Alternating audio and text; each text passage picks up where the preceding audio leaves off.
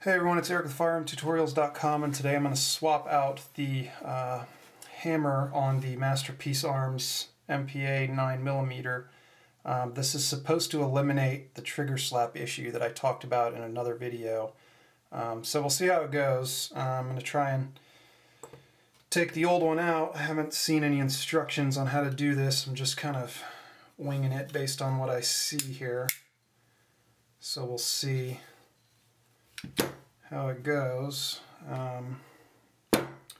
Looks to be pretty simple, but we shall see.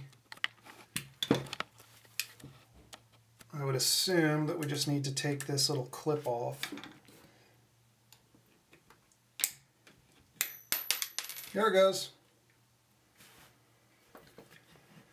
Alright, so I imagine this will be under some tension.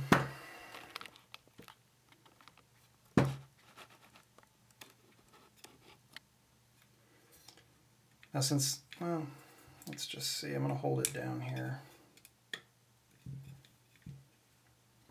Actually going to hit this with a punch. Yeah, it had a little bit of tension on here, but nothing too crazy.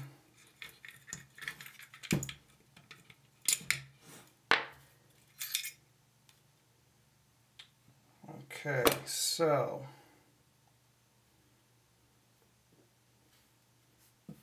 let's see what we've got here. See what the difference is in these two hammers.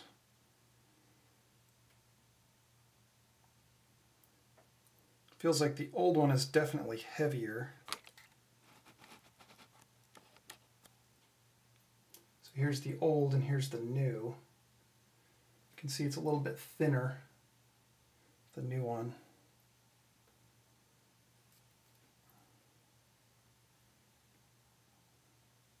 Huh. Springs. Springs feel about the same. I don't know. Alright, so I imagine the process here is just the same. Alright, so as you can imagine, we're just going to stick this through here. Let's make sure that we do this the right way, because this is probably needs to go through this way. So start it through here. I'm going to put these legs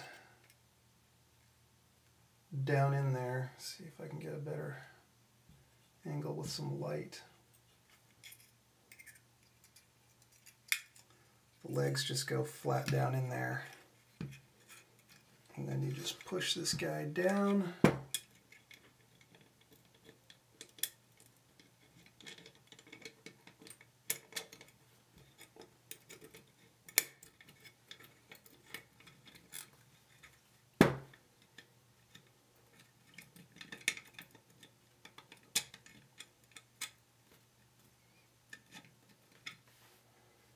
There's another side here.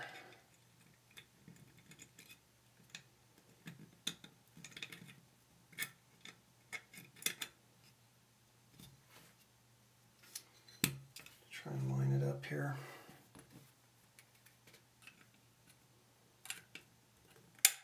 There we go. That was pretty easy.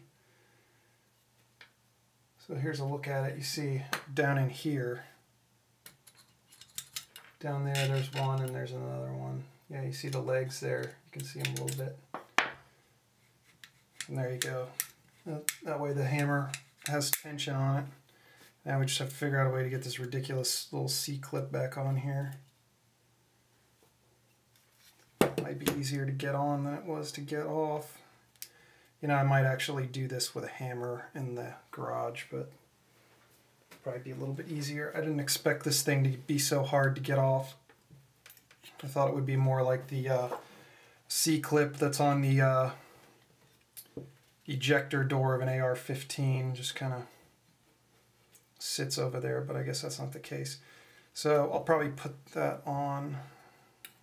See if I can do one of these. I'm not worried about scratching this.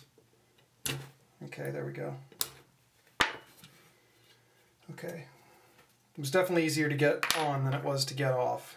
Okay, so remember the trick to reassembling this is to put the hammer in the cocked position.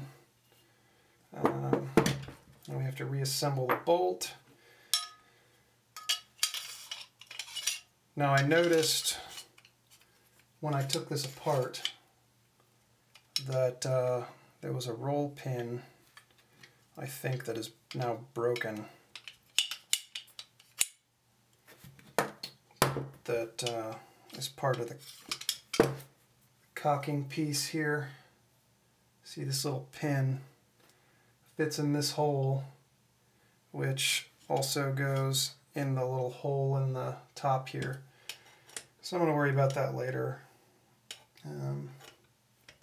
It's broken, but it's still going to stay kind of held in place like that.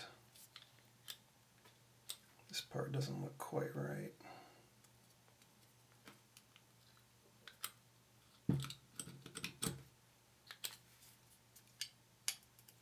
Yep, okay.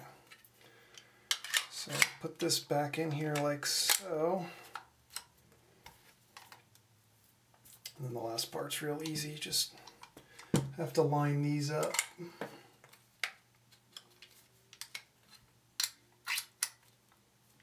I don't think it matters which side this thing goes on. I think it was on the other side before, I believe, but that should do it. Now, as far as testing if this really worked or not, it's going to be hard to say because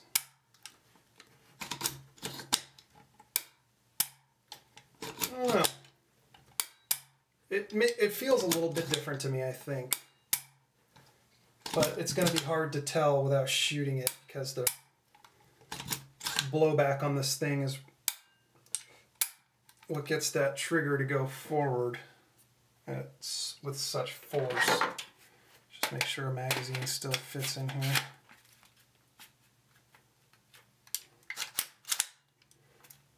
Yep. I tell you, the only complaint I really have about this is I wish there was a way that they would make it so that the bolt would lock back after the last round, but that was it, guys. Pretty painless, I think. The hardest part was getting this little C-clip off, but you know, I'll take it out and shoot it, and we'll see how it goes. So if you have any questions, let me know. Thanks for watching.